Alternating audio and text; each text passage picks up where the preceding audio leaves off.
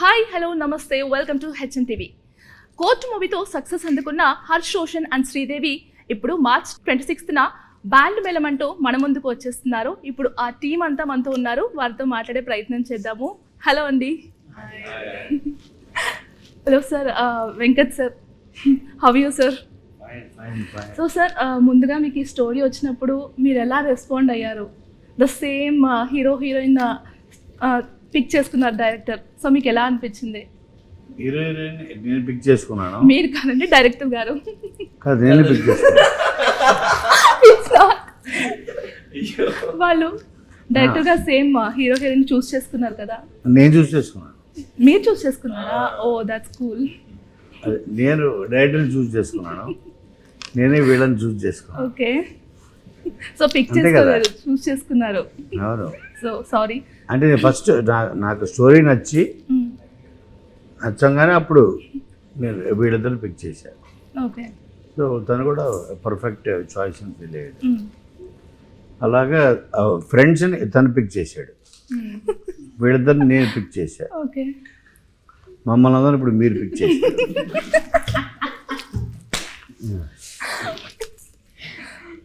So ఎలా అనిపించింది మీకు స్టోరీ విన్నప్పుడు, డైరెక్టర్ గా నరేట్ చేసినప్పుడు? చేయాలనిపించింది. Back to back punches. కాదు, నిజం. ఇప్పుడు కొన్ని కథలు ఉంటాయి, ఫస్ట్ 15 minutes అర్థమైపోతుంది. నేను వెంటనే ఫోన్ చూసుకుంటా, 1 minute నాకు కాల్ వస్తుంది అర్జెంటుగా అని బయటికి వెళ్తా. కాసేపు మాట్లాడి లోపలికి వచ్చి అర్జెంటుగా 12 బ్రదర్ కాల్ వచ్చింది, చిరంజీవి గారండి. ప్రతిదానికి ఆయన వాడేస్తా, చిరంజీవి గారి నుంచి కాల్ వచ్చి అర్జెంట్ రమ్మంటున్నారు ఆయన అని చెప్పి వెళ్ళిపోతా. అలాగే సార్, మరి బ్యాలెన్స్ సార్, బ్యాలెన్స్ నేను మెసేజ్ చేస్తాగా నీకు అంట. ఫస్ట్ 15 minutes తెలిసిపోతుంది. 15 minutes ఈ సినిమా చేయాలా వద్దా, 15-20 minutes హుక్ చేయ. థియేటర్ కూడా అంతే, థియేటర్లో కూడా 15-20 minutesకి లోపల ఆడియన్స్ హుక్ చేసామా, వాడు నెక్స్ట్ 2 hours మనకి సరెండర్ అవుతాడు. అలాగే తను చెప్పే కదా, ఫస్ట్ 15-20 minutesలోనే తను నన్ను హుక్ చేశాడు. అప్పుడు 2 hours 2.5 hours చెప్పావు, 2 hours చెప్పాడు. అది సో అది జరిగింది. అది వీళ్ళని మీరు పిక్ చేసుకున్నారు, నేను వీళ్ళు పిక్ చేసుకున్నాను, తను వాళ్ళు పిక్ చేసుకున్నాడు. అందుకే తను పిక్ చేసుకున్నాడు, తన పక్కన ఉన్నారు, నేను పిక్ చేసినాడు, నా పక్కన ఉన్నారు. సో డైరెక్టర్ గారు సతీష్ గారు, కెప్టెన్ ఆఫ్ ద మూవీ.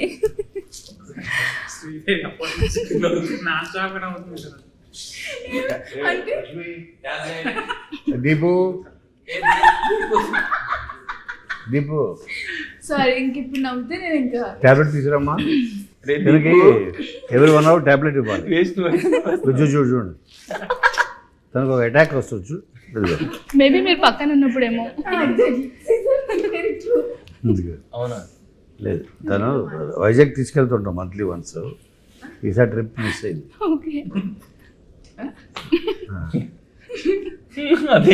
చూడు, అమ్ముకు డాన్స్ చేస్తుంది. Okay, ready.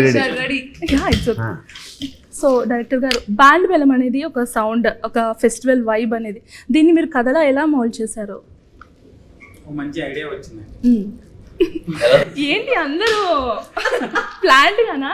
డ్రెస్ కూడా కాదు, నన్ను ఇట్లా అటాక్ చేద్దామని ఫిక్స్ అయ్యారు. కాదు,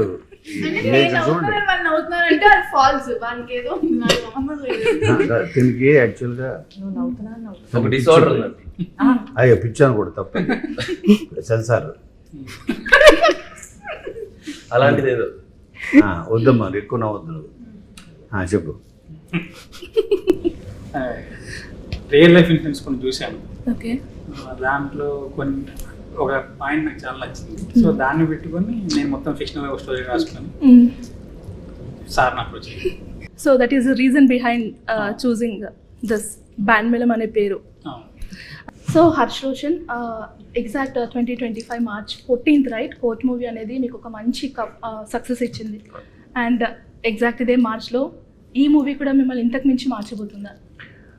అంటే బ్యాండ్ మేళం మీద ఆ నమ్మకం అయితే ఉందండి. ఎందుకంటే కోర్ట్ అంత సక్సెస్ ఇచ్చిన తర్వాత దాని తర్వాత ఏ కథ చూస్ చేసుకోవాలని చాలా ఇదిగా ఉన్నప్పుడు సార్ ఇంత మంచి కథ తీసుకురావడం, అంత మంచి కథ సతీష్ అన్న రాయడం, నా కథ మా వరకు రావడం, అండ్ యూనో అందరం ఈ సినిమాలో పనిచేసిన ప్రతి ఒక్కరు ఈ కథలో ఏదో ఒక కొత్తదనం ఉందని నమ్మి దాన్ని స్ట్రాంగ్గా బిలీవ్ చేసి అందరం దానికి బ్లడ్ అండ్ స్వెట్ పెట్టి వర్క్ చేసాం.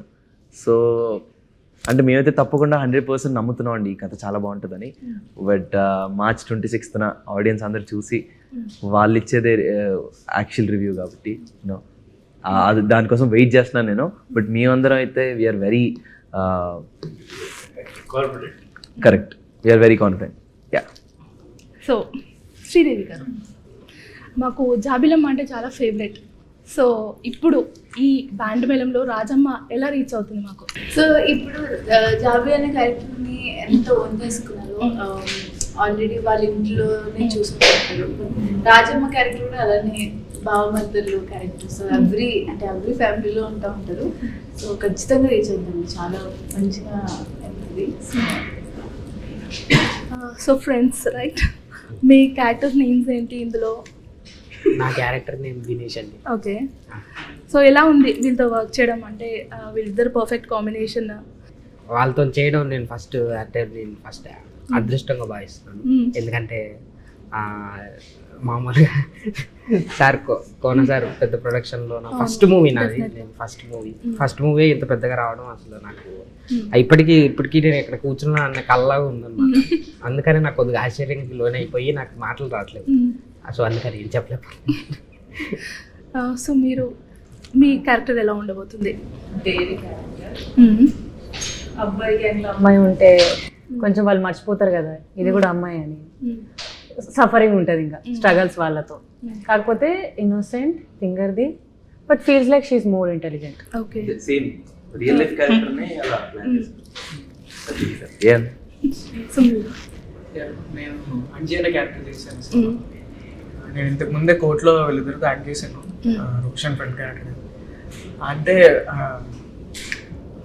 ఈ సినిమాలో మొత్తం డిఫరెంట్ ఉంటుంది. అంటే మనం ఇద్దరు యాక్టింగ్ వైజ్ కానీ క్యారెక్టర్ వైజ్ కానీ ఆర్క్స్ వైజ్ కానీ మొత్తం అంటే కోర్టులో ఒక ఎంపతి ఫీల్ అయ్యి ఒక సోల్ఫుల్ అట్లా చూస్తారు. ఇందులో కొంచెం చాలా తెలంగాణ బ్యాక్డ్రాప్, కామెడీ, మొత్తం ఒక వైబే వేరేలా ఉంటుంది ఇందులో. ఓకే. ఇంకా కోన సార్ గురించి చెప్పాలంటే ఇంకా ఆయన ఇంకా మాతో చిన్నపిల్లలుగా ఆయన మాతో కలిసిపోయి అవును. చాలా. వెంకట్ సార్, మీరు ఎన్నో మూవీస్ ప్రొడ్యూస్ చేస్తుంటారు అండ్ ఆ మూవీస్తో కంపేర్ చేస్తే ఇది చాలా భిన్నంగా ఉంటుందా ఈ స్టోరీ? అంటే నేను యాక్చువల్గా రిపీట్ చేయను, డిఫరెంట్గా ఉంటేనే పిక్ చేస్తా. అలాగా ఎన్నో వెంట ఒక 100 వెంటే ఒకటి పిక్ చేస్తాం. దానికి 2-3 years పడుతుంది. ఇప్పుడు నా లాస్ట్ ఫిలిం ప్రొడ్యూస్ చేసింది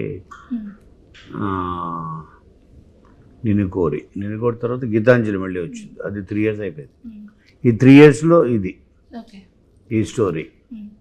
సో డిఫరెంట్గా 100% అది నా ఫస్ట్ క్వాలిటీ ఆ స్టోరీకి ఏంటంటే డిఫరెంట్గా ఉండాలి. నా ముందు ఫిలిమ్స్ బ్యానర్ వచ్చినవి సంబంధం ఉండకూడదు అసలు. అది అదొక క్రైటీరియా నేను పెట్టుకుంటా, అందుకే పిక్ చేసేది. ఏంటి పిక్ చేసాం, బై మిస్టేక్ వచ్చింది, బై డిఫాల్ట్ అది కంటిన్యూ అవుతుంది. తప్పట్లేదు. సో సతీష్ గారు, యాక్చువల్గా వీళ్ళిద్దరూ హర్ష్ రోషన్ అండ్ శ్రీదేవి అనగానే కోర్ట్ మూవీలో మాకు గుర్తొచ్చేది మంగపతి క్యారెక్టర్ కూడా. సో ఇందులో సాయి కుమార్ గారిని కూడా చూసాము. ఆయన క్యారెక్టర్ ఎలా ఉండబోతుంది? ఆయన యాక్చువల్గా తన ఫాదర్ క్యారెక్టర్. సినిమాలో విలన్ అంటే లేరు, ఒకవేళ ఉన్నారు అంటే అది సాయి కుమార్ అని అనుకోవచ్చు మనం. సో ఆయన కూడా తెలంగాణ బ్యాక్డ్రాప్లో చాలా ఫ్రెష్గా ఉంటుంది, చాలా పర్ఫెక్ట్గా ఉంటుంది.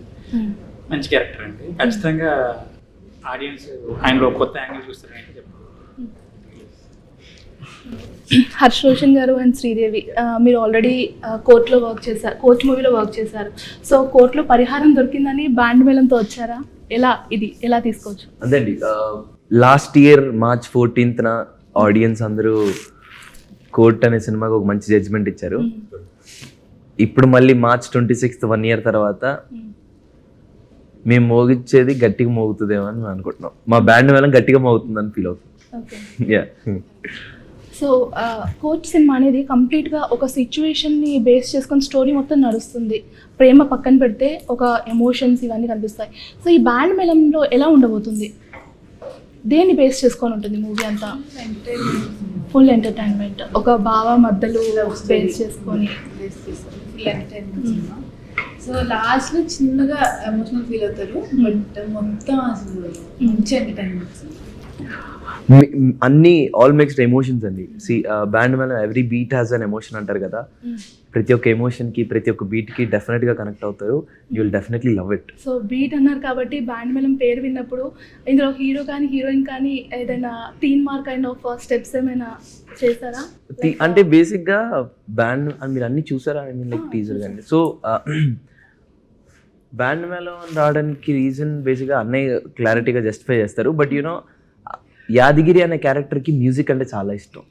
సో అది ఏదైతే మీకు వెనకాల అది కనిపిస్తుందో అది మెలోడికా. వాడు చిన్నప్పటి నుండి వాడికి మ్యూజిక్ ఇంట్రెస్ట్ అనమాట. సో చిన్నప్పటి నుంచి ఆ మెలోడికా పట్టుకునే ఉంటాడు. వాడు ఎప్పుడు పడుకున్నా లేచున్నా వాడికి మ్యూజిక్ అంటే పిచ్చి. చాలా మంది అంటూ ఉంటారు కదా చదువుకోకపోతే వాడు దేనికి పనికిరాలని. బట్ యూనో చదువుతోటే కాదు టాలెంట్తో కూడా పైకి రావచ్చు అనే ఒక క్యారెక్టరైజేషన్ యాదగిరిది. So folk songs backdrop music backdrop. So sir ఇది చాలా ఛాలెంజింగ్ అనిపించిందా? వీళ్ళతో వర్క్ చేయడం ఎలా అనిపించింది? ఇప్పుడు ఇక్కడ ఇంటర్వ్యూ తీసుకుంటుంటేనే వీళ్ళు ఒక ఫన్ జనరేట్ చేస్తున్నారు. త్రూ అవుట్ స్కెడ్యూల్ మీకు ఎలా అనిపించింది? ఛాలెంజింగ్ అంటే వాళ్ళకి ఛాలెంజింగ్ రోల్స్ డెఫినెట్గా. సో అంటే వాళ్ళు కోడ్తో ఇప్పుడు వాళ్ళు ప్రూవ్ చేసుకోవాలి మళ్ళీ. అంటే అది పెర్ఫార్మెన్సెస్ కానీ. సో వాళ్ళకి డెఫినెట్లీ మోర్ ఛాలెంజింగ్, మోర్ వాళ్ళకి టెస్ట్ ఇది. నేను ఇది నమ్మి దిగాను కాబట్టి వీళ్ళిద్దరిని స్టోరీని ఇందులో చేసిన ఫ్రెండ్స్ క్యారెక్టర్స్ కూడా అందరూ దీని తర్వాత చాలా ఫిలిమ్స్లో నేను వీళ్ళు కనబడతారు ఫ్యూచర్లో. నెక్స్ట్ ఇక from after this film every second ఫిల్మ్లో చూస్తారు వీళ్ళని. ఓకే. అలాగా ప్రతి క్యారెక్టర్కి ఒక ఇంపార్టెన్స్ ఉండేలా రాశాడు. ప్రతి క్యారెక్టర్ ఐడెంటిఫై అవుతుంది. ఇప్పుడు మేము ఓ టీజర్ కట్ చేసాం మొన్న. చేస్తే అది 1.5 minute 1 whatever.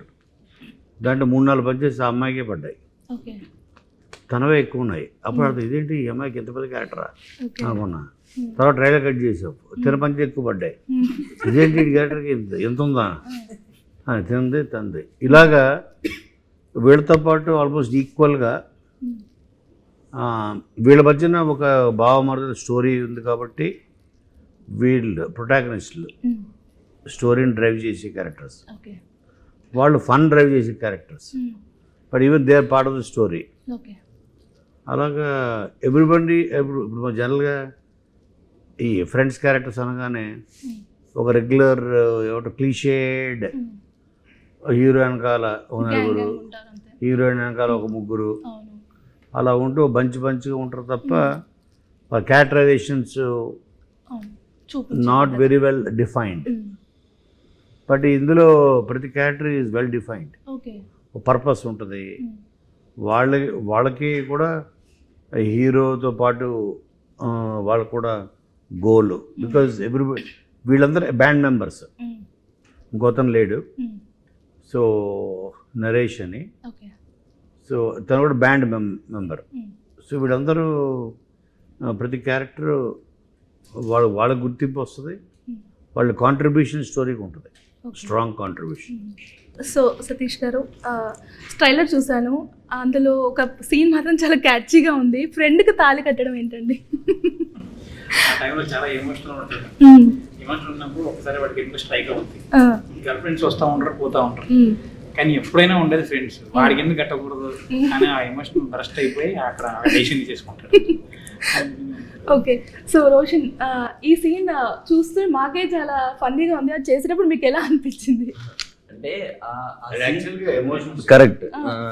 ఫన్నీ కాదు అంటే చూసేవాళ్ళు fun గా చూసేవాళ్ళు ఉంటుంది. Fun Fun. చేయడం ఫన్ కాదు చేసేవాళ్ళకి ఎమోషన్. But బట్ అది- ఒక 2 minutes పెట్టి ఉండే దానికి ముందు బిఫోర్ 2 minutes ఎమోషన్ ఉంటుంది. ఆ ఎమోషన్ రోషన్ ఇరగదీశాడు అక్కడ. ఆ లాస్ట్ ఎండ్ మీరు అంటున్న ఈ ఉంటదన్నమాట. Okay. కానీ అందులో చాలా ఇంపార్టెంట్ థింగ్ ఆ 2 నిమిషాల ఎమోషన్. అది మీరు థియేటర్లో చూసినప్పుడు రోషన్ కి ఫ్యాన్ అవుతారు. చాలా ఈగర్గా వెయిట్ చేస్తున్నాను నేనైతే లిటరల్లీ. అది కూడా కోన వెంకట్ గారి బ్యానర్లో కదా, మామూలు విషయం కాదు. ఎలా అనిపిస్తుంది ఇంత పెద్ద బ్యానర్లో మీరు వర్క్ చేయడము? నువ్వే చాలా బాగా అనిపిస్తుంది. అంతేనా? అంటే ఆయన ఒక ప్రొడ్యూసర్ కంటే ఎక్కువ ఒక ఫాదర్హుడ్ లా ఉంటారు మాకు. సో సో ఏదో ఇంట్లో చేస్తారంటే అనిపించింది. సో రోషన్ గారు, ఒక ఆర్డినరీ పర్సన్ నుంచి మీ జర్నీ అనేది ఇప్పుడు ఒక ఎక్స్ట్రాడినరీ పర్సన్ వరకు రీచ్ అయింది. మామూలు విషయం కాదు వెంకట్ సార్తో వర్క్ చేయడం అనేది. అండ్ సతీష్ గారు, మీకు ఎలా ఉండింది సెట్స్లో? ఇట్ వాజ్ వెరీ నైస్ అండి. అంటే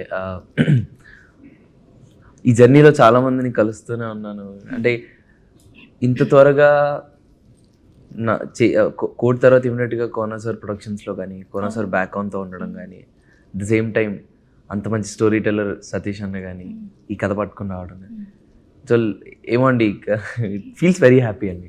దట్స్ ఆల్. సతీష్ గారు, సినిమాటోగ్రఫీ మొత్తంగా ఎలా ఉండబోతుంది? Music and everything. ఇవాళ కూడా ఒక సాంగ్ రిలీజ్ అయింది, చాలా మంచి రీచ్ వచ్చింది. ఎలా ఉండిందండి మీకు అనుభూతి? ఆయన పేరు సతీష్ ముత్యాల. మేము 42 వర్కింగ్ డేస్లో తీసాము ఈ సినిమా. ఆ తీసామంటే చాలా వెనకాల బలమైన సపోర్ట్ ఇచ్చారు ఆయన. విజువల్స్ కూడా చాలా ఫ్రెష్గా ఉంటాయి. మీరు లవ్ చేస్తారా విజువల్స్? ఓకే. సో మొత్తంగా ఎన్ని డేస్ అయింది షూట్ అంతా? 42 days. 42 డేస్లో ఫినిష్ చేస్తాం. With backs. సో నెక్స్ట్ మళ్ళీ మీ థర్డ్ మూవీ అనేది సేమ్ కాంబినేషన్ రిపీట్ అవుతుందా, లేకపోతే ఎలా పిక్ చేస్తారు? ఆబ్వియస్లీ స్టోరీ అంటే కథ ఏమంటారు, నాకు తెలిసి అయితే కొంచెం గ్యాప్ తీసుకోవాలి డెఫినెట్గా డెఫినెట్, లేకపోతే బోర్ అయిపోతుంది. డెఫినెట్గా కోర్టు తర్వాత ఇమీడియట్గా కాబట్టి హ్యాంగ్ ఓవర్లు ఉంటారు. ఇంకా కోర్టు స్టిల్ మొన్నే వీళ్ళకి గద్దర్ అవార్డు కూడా వచ్చింది, జస్ట్ 1 year కదా. సో ఆ హ్యాంగ్ ఓవర్లో ఇమీడియట్గా వీళ్ళు వెళ్తారు పబ్లిక్, మళ్ళీ సేమ్ కాంబినేషన్ చూడడానికి. ఆ తర్వాత వాళ్ళకి మళ్ళీ రిపీట్ అయితే అట్లీస్ట్ గ్యాప్ ఉండాలి, ఒక 3-4 years గ్యాప్, లేకపోతే మళ్ళీ ఇట్ స్టేల్ అయిపోతుంది కాంబినేషన్. నా అడ్వైజ్ అయితే గ్యాప్ తీసుకోవాలి. సో షూట్ అంతా ఎక్కడ జరిగింది కంప్లీట్గా? మేము 3-4 లొకేషన్స్కి వెళ్ళాము. కంప్లీట్ అవుట్డోర్లో జరిగింది. జస్ట్ 1-2 days ఉన్నాం హైదరాబాద్లో. కామారెడ్డి, ఈ పాములపర్తి అని చుట్టుపక్కల తిరిగాము. ఒరిస్సా కూడా వెళ్ళాము మంచి లొకేషన్స్ కోసం.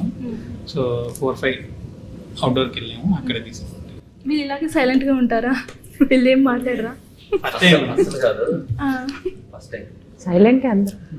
ఖచ్చితంగా సైలెంట్ సార్ నాకు ఫస్ట్ టైం సైలెంట్ అయితే కాదు, ఫస్ట్ టైం ఇంటర్వ్యూ కాబట్టి కొంచెం సో ప్రమోషన్స్ ఎక్కడి వరకు వచ్చాయి? Still going on? అవుతున్నాయి. సినిమా రిలీజ్ అయిన తర్వాత కూడా ఉంటాయి. ఫస్ట్ టైం మీరే నన్ను చూసి ఆగుతున్నారా? సాగట్లేదండి. నేనే మీ అందరిని పిక్ చేస్తాను. అంటే మాకు అంతా కొంచెం వీళ్ళిద్దరు వల్ల కోనసారి వల్ల సజెషన్ వల్ల మాకు ఎక్కడ పడితే అక్కడ తిప్పేస్తున్నారు. అంటే ఎప్పుడు తిరగలే కదా, మా ఏదోలా ఉంది. అంటే సాంగ్ అది కదా, అలా తిప్పేస్తున్నారు. సో మాకు కొంచెం లోపల, బయట ఎలా ఉందో తెలియదు కానీ లోపల ఫుల్ నర్వస్ ఉంది. సో రోషన్, ఈ మూవీ చూసాక ఆడియన్స్ నుంచి ఎలాంటి రెస్పాన్స్ వస్తుందంటే, ఒక ఎంటర్టైన్మెంట్లా బయటకు వస్తారా, ఎమోషనల్గా బయటకు వస్తారా, ఎలా ఉండబోతుంది సినిమా? డెఫినెట్గా ఖచ్చితంగా బీభత్సంగా నవ్వుకుంటారండి. అండ్ థియేటర్ నుండి బయటికి వెళ్ళిపోయేటప్పుడు క్యారెక్టర్స్ని, ఈ సినిమాని తీసుకొని బయటకు వెళ్తారు. అండ్ ఒక మంచి ఎమోషన్, ఒక మంచి ఫీల్తో ఈ సినిమా నుంచి బయటకు వెళ్తారు. అది డెఫినెట్గా చెప్పగలుగుతారు. బికాజ్ యూనో తప్పు ఒక మంచి 80% ఒక మంచి ఎంటర్టైన్మెంట్ ఇస్తున్నా, 20% మంచి ఎమోషనల్ పీక్ ఇస్తుంది సినిమా. అంటే కొన్ని మూవీస్ ఉంటాయి చూసినప్పుడు, అంటే నా పర్సనల్ ఎక్స్పీరియన్స్, చాలామంది ఆడియన్స్ కూడా ఆ సినిమా చూస్తున్నంతసేపు ఇన్వాల్వ్ అవుతాం. ది ఎండ్ పడంగానే అక్కడే థియేటర్లోనే దాన్ని వదిలేసి వచ్చేస్తాం. ఓకే. అది అయిపోయింది సినిమా వెళ్ళిపోవడం. కొంతమంది ఏమో ఎమోషన్ క్యారీ చేసి బయటకు వస్తాం. కొంతమంది పార్కింగ్ దాకా వస్తుంది, పార్కింగే. మళ్ళీ కారెక్కి సినిమా థియేటర్ గేట్ దాటామా అవుట్. కొన్ని సినిమాలు ఇంటి దాకా వస్తాయి, ఇంటి దాకా హాంట్ చేస్తుంటాయి ఇంటి దాకా. ఇంకొన్ని సినిమాలు ఉన్నాయి అవి మనకు షాడోలో మారిపోతాయి, లైఫ్ లాంగ్ మనల్ని హాంట్ చేస్తూనే ఉంటాయి. Character, emotion. దాని ఎగ్జాంపుల్ నిన్ను కోరి నేను రాసిన ఫిలిమ్స్లో కొన్ని ఏమో ఇప్పుడు లెట్స్ వెంకీ, ఇప్పటికీ తనకి బొక్క బొక్క బొక్క అనుకుంటా. ఏంటి డ్యాన్స్ అది వెంకీలో ఆ ట్రైన్ సీన్ అలాంటివి ఇప్పటికీ అతను. కానీ గజాల క్యారెక్టరు వీళ్ళందరూ సో ఇప్పటికీ ఈవెన్ దిస్ జనరేషన్ నాకు తెలిసి పుట్టుండలేదు వాళ్ళప్పటికి కదా, అంటే 2003 పుట్టలేదు.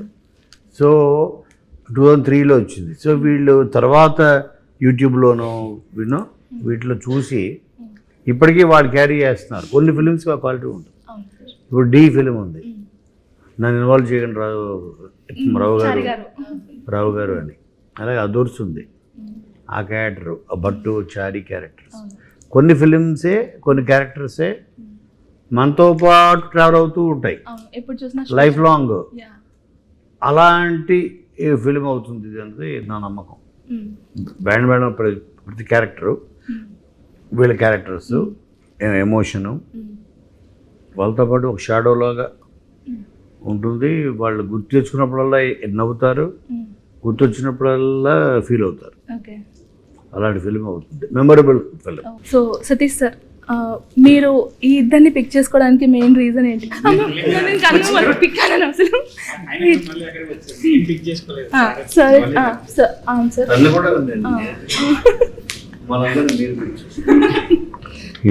ఎందుకు, వై దిస్ బోత్ అండి? వీడిద్దరా వీళ్ళని నాని పిక్ చేసుకున్నాడు. నాని పిక్ చేసుకోవడం వల్ల కోర్టు జరిగింది, ఆ కోర్టు చూడడం వల్ల నేను పిక్ చేసుకున్నాను. అండ్ నేను ఒకటి విన్నాను, డైరెక్టర్ గారు మీ దగ్గరికి ఇంత అమౌంట్తో మాత్రమే మూవీ చేద్దామంటే మీరు అంతకు మించి ప్రొడక్షన్ యాక్సెప్ట్ చేశారు అని విన్నాను. అదేముంటుంది అసలు అమౌంట్ డిస్కషన్ ఎప్పుడు మా దగ్గర లేదు. ఆ స్టోరీ ఇప్పుడు ప్రతి స్టోరీకి ఒక డిమాండ్ ఉంటుంది, ఈ స్టోరీ అంతలోనే తీయాలి. ఇప్పుడు నేను దీనికి 50 కోట్లు పెట్టి తీస్తాను అనుకోండి, ఆ సినిమా ఫ్లాప్ అవుద్ది. ఎందుకంటే ఓవర్ గ్లామర్ అయిపోతుంది. కొన్ని న్యాచురల్గా ఆర్గానిక్గా ఉండాలి, ఆ ఊళ్ళు ఆ ఇళ్ళు. ఈ మధ్యన ఏంటో ఒక సినిమా వచ్చింది, అది ఫస్ట్ అనుకున్నప్పుడు ఒక హీరో, దానికి ఒక బడ్జెట్ ఒక 25 crores అనుకున్నారు. తర్వాత హీరో మారాడు, పెద్ద హీరో వచ్చాడు, ఆ 25 crores తీసే సినిమానే అది. సో తర్వాత ఇంకా పెద్ద హీరో వచ్చాడు, ఇప్పుడు నీ బడ్జెట్ 200 crores అన్నాడు. కథ మార్చాల్సిందే కథ కదా. 25 crores తీయాల్సిన సినిమాకి 200 crores పెట్టారు. సినిమా డిజాస్టర్ ఇది, పెద్ద హీరో వచ్చాడని. అలాగా బడ్జెట్ ఎక్కువైనా తక్కువైనా అంటుండదు. ఒక కథకి మనం ఎంతలో తీయాలి అంతలో తీయాలి. 2.5 hours 25 crores ఒక హీరోని పెట్టుకున్నారు ఫస్ట్. అతనితో ఈ కథ అని ఒక డైరెక్టర్ చెప్పాడు. కెమెరా ఆఫ్ అయిన తర్వాత చెప్తా ఆ డైరెక్టర్ ఆ సినిమా ఏంటో. తర్వాత ఆ ప్రొడ్యూసర్ అన్నాడు, లేదు నా ఇంకో ఒక పెద్ద హీరో చేస్తా అన్నాడు, అర్జెంటుగా దానికి స్టోరీ కావాలంటున్నాడు. అదే ప్రొడ్యూసర్ అని ఒక పెద్ద స్టార్ అనగానే పొగిపోయాడు డైరెక్టర్. అవునా, ఓకే సార్. అతని మినిమం 200 crores అతని మార్కెట్ ఉంది. ఇదే 25 crores తీసుకెళ్ళిన సినిమాని 200 crores ఓవర్ గ్లామరైజ్ చేసి ప్రతి చిన్న సీన్కి అటు వెళ్ళిపోయి స్పెయిన్ వెళ్ళిపోయి ఇటు వెళ్ళిపోయి చాలా ఫేక్గా తయారవుతుంది ఆ సినిమా. తయారైంది, డిజాస్టర్ అయిపోయింది. అదే అంటున్నాను. సో ఒక పిక్చర్కి ఒక బడ్జెట్ ఉండవు, పిక్చర్ కూడా కాదు స్టోరీకి. ఆ స్టోరీని ఇప్పుడు ఇప్పుడు నా బడ్జెట్ ఉందని ఇప్పుడు దినేష్ ప్లేస్లో వెన్నెల కిషోర్, తన ప్లేస్లో సత్య, ఇంకో ప్లేస్లో ఇలాగా టాప్ మోస్ట్ కమెడియన్స్కి వెళ్ళిపోతే ఇంకా స్కేల్ పెరిగిపోతుంది. అంటే ఆ న్యాచురాలిటీ పోయేది కదా. ఎక్కడో సీన్లు పంచెస్ అవి కూడా చూసేసిన ఫీలింగ్ వచ్చేస్తుంది. నేను వాళ్ళు ఎన్నో అంటే సో వాళ్ళు కొన్ని క్యారెక్టర్స్కి ఫిట్ అవుతారు. బడ్జెట్ ఉంది కదా మన దగ్గర ఇప్పుడు అని ప్రతి చిన్న క్యారెక్టర్కి పెద్ద ఆర్టిస్ట్ని తీసుకొని అది then totally it go in wrong direction. కాబట్టి బడ్జెట్ అనేది నేను ఫస్ట్ అసలు వినంగానే దీనికి ఎంత అవసరమో అంతలోనే తీయాలి. ఎప్పుడు కూడా ఫ్రెష్నెస్ కొత్త వాళ్ళతోనే వస్తుంది. ఇప్పుడు నేను ఎప్పుడు స్టోరీ చిటికలు చెప్తుంటా.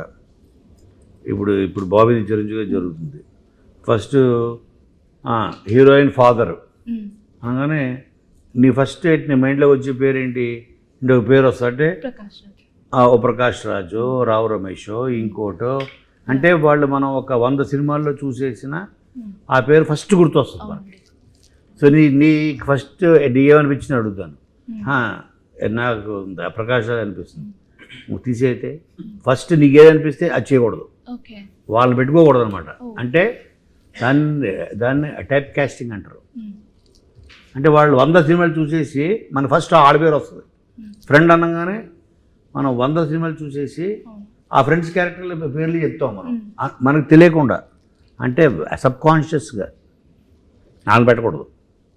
మనకు ఫస్ట్ ఏది తడుతుందో వాళ్ళు పెట్టకూడదు అన్నది రూల్ కింద పెట్టుకుంటాను నేను. ఎక్సెప్ట్ ద మెయిన్ క్యాస్ట్, ఎంత పక్కన సపోర్టింగ్ క్యాస్ట్ ఎంత ఫ్రెష్గా ఉంటే ఇప్పుడు ఆ కథ ఫ్రెష్గా ఉంటుంది, సినిమా ఫ్రెష్గా ఉంటుంది. సో సార్ మీరు ఫర్దర్గా కూడా ఇలాగే కొత్త ఆర్టిస్టులని ఎంకరేజ్ చేస్తారా సార్? ఇలాంటి స్టోరీస్ వచ్చినా, ఇలాంటి ఆర్టిస్టులు వచ్చినా? ఇలా నా ఫ్రెండ్స్ వీళ్ళు కొత్త కాదు, అఫ్కోర్స్ వీళ్ళు రిలేటివ్లీ న్యూ అప్కమింగ్ అన్నారు వీళ్ళని. సో వీళ్ళతోనే ఎక్కువ కంఫర్ట్ ఉంటుంది. యాక్చువల్లీ స్టార్స్తో చేస్తే అదొక పెద్ద బ్యాగేజ్, అది నా వల్ల కాదు. బాబు బాబు బాబు అనుకుంటా. ఇప్పుడు దీన్ని కూడా రోషన్ బాబు అన్నాం ఆల్రెడీ లేదా అన్నట్లేదు, ఎవరు అంటున్నారు. అంటే స్లోగా వాళ్ళు చెడగొడుతుంటారు ఇండస్ట్రీ.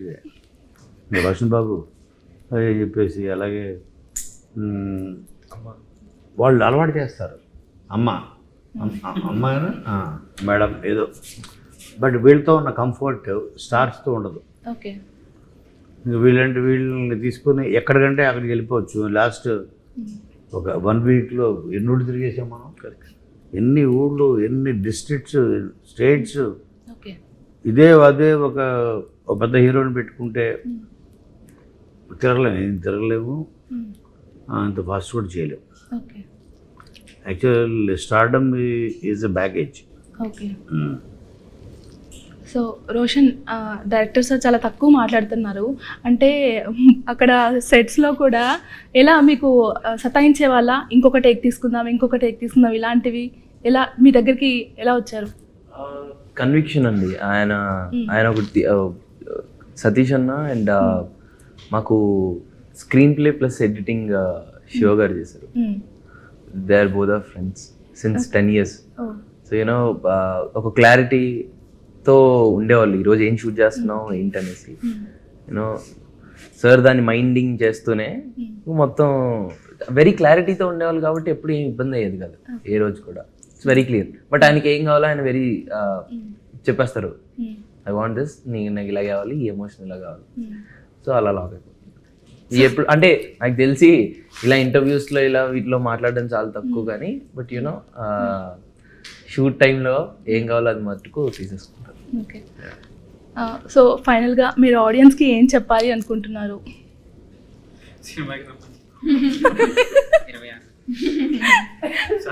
పూజ ఏమో పూజ హెగ్డే వాళ్ళనుకుంది.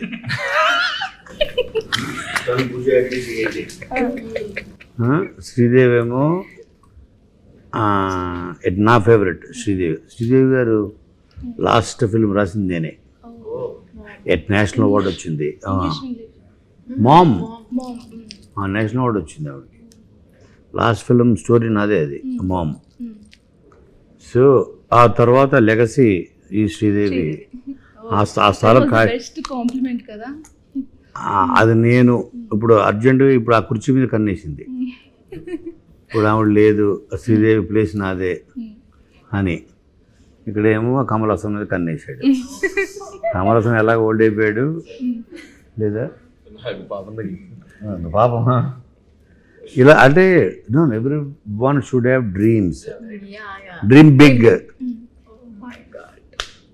అబ్దుల్ కలాం చెప్పాడు. ఎవరు చెప్పారు? అబ్దుల్ కలాం. అలాగా డ్రీమ్ బిగ్. వీళ్ళందరికీ బిగ్ బిగ్ డ్రీమ్స్ ఉన్నాయి. ఓకే, సో అలాగా వాళ్ళ డ్రీమ్స్ ఈ బ్యాండ్ మేళం తోటి వీళ్ళందరూ డ్రీమ్స్ వాళ్ళు ఇప్పుడు వాళ్ళు మనకు చెప్పరు కదా పైకి. ఇలా సైలెంట్ గా అయితే ఉండరు కదా వీళ్ళంతా. ట్రైలర్ కి మించి మూవీ అసలు ఎక్స్పెక్ట్ చేయట్లేదు. సారీ అని అంటే వాడు చాలా తెలివైనడు. అంటే మైక్ కూడా ఉంది కానీ ఆయన ఏం మాట్లాడట్లేదు మీరు చెప్పినట్లు. మీరు అంటే మైక్ తీసేసుకోండి. మీరు అక్కడ కూర్చున్నప్పుడు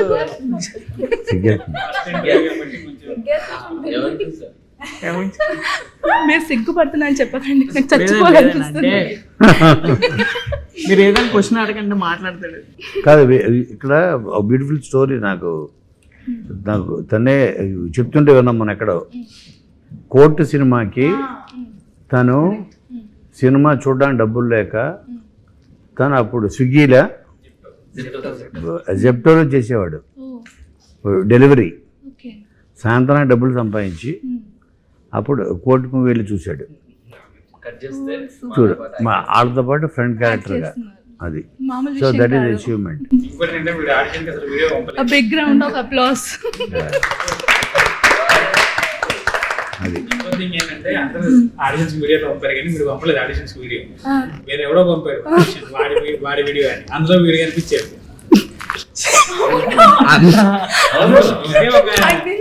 ఒకే ఒక ఎక్స్ప్రెషన్ కనిపించింది వీడిది, పర్ఫెక్ట్ పెట్టాడు అనిపించింది. వెంటనే వాడికి ఫోన్ చేసి నువ్వు కదా నెంబర్ పంపమంటే అసలు మ్యాజిక్ ఓన్లీ సినిమా ఇండస్ట్రీలో పాసిబుల్. అంటే ఓవర్ నైట్లో ఫార్చ్యూన్స్. ఇప్పుడు నిన్నటి వరకు జెప్టోలోనే ఎక్కడో పనిచేసి ఇవాళ ఒక కీ రోల్ బ్యాండ్ మేడంలో ఫ్రంట్ క్యారెక్టర్స్ చేయడం అన్నది విత్ ఇన్ 1 year. అంటే కంప్లీట్గా చేంజ్ ఆఫ్ ఫార్చ్యూన్స్. ఇది సాఫ్ట్వేర్ ఇండస్ట్రీలో మనం చూడం కదా. ఇప్పుడు నేను ఎక్కడ ఏమంటే జెప్టోలో పనిచేసా, ఎన్ని రేపు సాఫ్ట్వేర్ ఇండస్ట్రీలో సీఈఓ అయిపోయా అనలేం కదా. 1 year నువ్వు ఎట్లా అయ్యో సీఈఓ? అసలు ఫస్ట్ సాఫ్ట్వేర్ చేయాలి కదా ఫస్ట్. దీంట్లో అక్కర్లేదు. ఈయన బయోగ్రఫీ కూడా తీయచ్చు. బయోపిక్ అలాగే సినిమా ఇండస్ట్రీలో అది పాసిబుల్. అందరికీ they come with lot of dreams. ఆ డ్రీమ్స్ని చాలామందివి ఇప్పుడు ఇంక్లూడింగ్ ఎట్ మెగాస్టార్ ఆయన పడ్డ కష్టాలు మామూలు కాదు, మామూలు కష్టాలు కాదు. ఆయన ఏది నేను చెప్పాను నేను అనే 100% దాన్ని ఏమంటారు పాడ్కాస్ట్ చేయాలి మీ మెమరీస్ అని. ఒకరోజు ఆయనకి ఇంట్లో డబ్బులు లేవు, హీరోగా చేస్తున్నాడు, పైగా 5,000 కావాలి, 5,000. అప్పుడప్పుడే ఆయన హీరోగా అయిపోయాడు ఆల్రెడీ. ఇంకా అదేంటది 83లో ఆయనకి ఫస్ట్ బ్లాక్ బస్టర్ వచ్చింది ఖైదీ కదా. దాని ముందు జస్ట్ 81 ఇది. ఆ టైంలో అప్పటికే హీరోగా 2-3 ఫిల్మ్స్ విలన్గా ఇలా వస్తూ ఒక ప్రొడ్యూసర్ దగ్గరికి వెళ్తే నీ కోసం పెట్టి కూర్చుంటారు ఎట్లా ఎలవా అని. అక్కడి నుంచి నడుచుకుంటా మళ్ళీ ఇంకో రోడ్లో ఇంకో ప్రొడ్యూసర్ ఉంటే అక్కడికి వెళ్ళి ఇలాగా అందరూ ఈ సినిమా ఇండస్ట్రీలో పడిన కష్టాలు ఇక్కడే ఉంటాయి, ఇక్కడ స్ట్రగుల్స్ ఇక్కడే ఉంటాయి. అలాగే ఓవర్ నైట్ స్టార్డమ్. నిన్నటి వరకు ఈజ్ నోబడి అనుకున్నవాడు ఇవాళ స్టార్ అయిపోవచ్చు. అలాగే తను కూడా ఎక్కడో కాకినాడలో రీల్స్ రాణి అంటారా కాకినాడ శ్రీదేవి అని. అలాగ ఒక నా దగ్గర చూసా, అంకుల్ నేను ఒక యూట్యూబ్ ఛానల్ పెట్టాను, వీడియో ఇస్తారా అంది. ఓకే అమ్మ ఇలాగ పాప తను ఫాలో అవ్వండి ఇలా. సో ఏదో రోజు ఎవరో కళ్ళల్లో మనం పడదాం, మనకి మన టాలెంట్కి తగ్గ గుర్తింపు వస్తుంది. మెయిన్ గుర్తింపు. వాళ్ళకి డబ్బులకి ఇప్పుడు తెలియదు, వాళ్ళకి వాల్యూ కూడా తెలియదు. వాళ్ళకి డబ్బులు అంటే ఏంటి, ఎంత తీసుకోవాలి, ఎంత అడగాలి, బట్ గుర్తింపు కోసం వస్తారు వీళ్ళు కదా. అంటే స్టార్టింగ్లో నవ్వాలి, ఎండింగ్లో నవ్వాలి అనుకుంది. అది అట్లా. సో వీళ్ళందరూ ఐఎమ్ ఎ డ్రీమ్ క్యాచర్, నేను క్యాచ్ చేశా. సో వాళ్ళ డ్రీమ్స్ని లెట్స్ ఆఫ్ ఆడియన్స్ చేతుల్లో అల్టిమేట్గా. నేను only I provided a platform, I provided ఒక path. This would definitely get success, sir. So hearty congratulations in advance. March 26th మేమంతా వెళ్ళి మీ మూవీ చూసి మంచి ఫీడ్బ్యాక్తో మేము ముందు వస్తున్నాము. Okay, thank you so much all of you. చూసారు కదండి, ఇది వాటి స్పెషల్ చిట్ చాట్. చూస్తూనే ఉండండి HM TV. నమస్తే.